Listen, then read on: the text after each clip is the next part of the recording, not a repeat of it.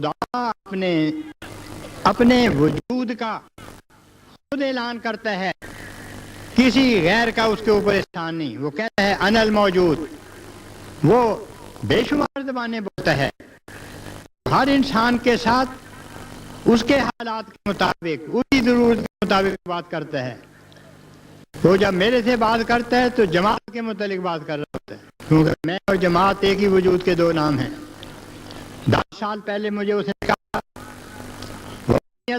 اللہ Spain میں تھا میں، کہ جو اللہ پر توکل کرے اللہ ہی کافی ہے، کسی اور پر جانے کی ضرورت نہیں.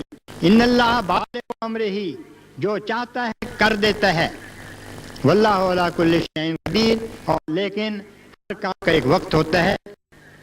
مجھے تعبیر میرے دل میں یہ ڈالی گئی کہ اسپین میں ہم مستحکم ہو جائیں گے، مسجد ہمیں مل جائے گی، لیکن ابھی نہیں، وقت آنے پر.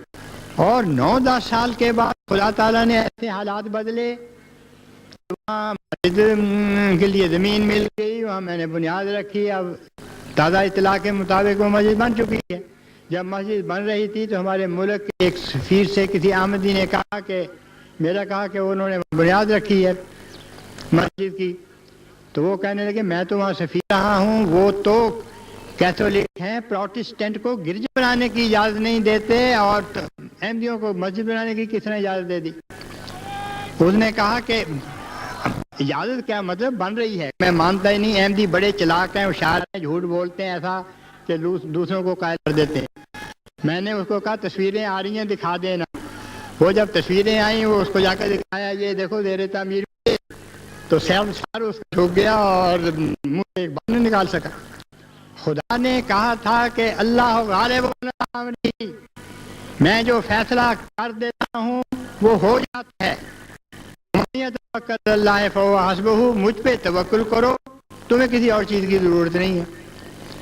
اور جس وقت انہوں نے مذہبی آزادی دی اور اعلان کیا کہ یہاں سارے مذاہب جو ہیں ان کو آزادی دی جا رہی ہے، تو 10 دن کے بعد خدا تعالیٰ نے ہمیں توفیق دے دی کہ مسجد کی بنیاد رکھ دیں.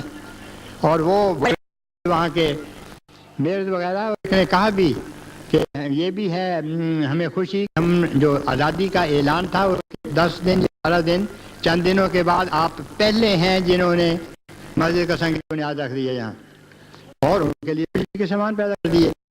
تو انسان کا خدا تعالیٰ پر احسان نہیں ہے. بڑا احمق وہ جو سمجھتا ہے کہ اس کا احسان ہے خدا یا اس کے رسول پر، اور بڑا قابل رحم ہے وہ جو ایسا سمجھتا ہے. ہم تو ہر آن اس فکر میں رہتے ہیں، میں اور آپ، کہ اللہ تعالیٰ ہر آن ہم پر پہلے سے زیادہ احسان کرتا چلا جائے. رب انی لما انزلت الی من خیر فقیر. ہم تو اس کے در کے فقیر ہیں، احسان جتانے والے نہیں ہیں. ہم عاجز بندوں پر اپنی رحمت سے اور فضل سے وہ نشان پہ نشان، نعمتوں پر نعمتیں نازل کرتا چلا جاتا ہے. تو خدا کی خدائی یعنی وہ پاک ہے، وہ میں سبحانہ کی کر رہا ہوں، سبحان اللہ.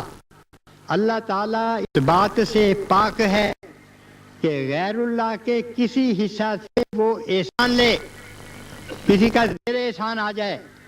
وہ تو احسان کرنے کا ایک سمندر ہے، اور دنیا اور اس کائنات کی ہر شے پر ہر آن اس کا احسان ہے.